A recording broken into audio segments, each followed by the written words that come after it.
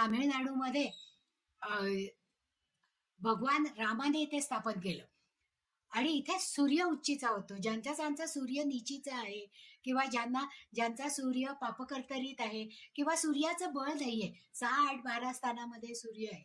अशा सगळ्या लोकांना जर सूर्याची उपासना करायची असेल तर त्यांनी रामेश्वर मंदिरामध्ये जाऊन दुधाचा अभिषेक आणि बेलपत्र वाहिलं तर त्यांना त्या त्रासापासून मुक्ती मिळते पहा.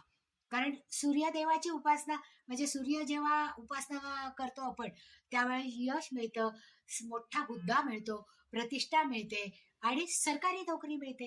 म्हणजे या सगळ्या सुखसोयी आपल्याला सूर्य प्रसन्न असला तर ओम नमः शिवाय आणि नमो सोमनाथाय हा जर जप मेष राशीच्या लोकांनी केला, श्रावण महिन्यामध्ये दररोज 108 माळा केला तर त्यांना जास्तीत जास्त त्याचं फळ मिळतं. तामिळनाडूमध्ये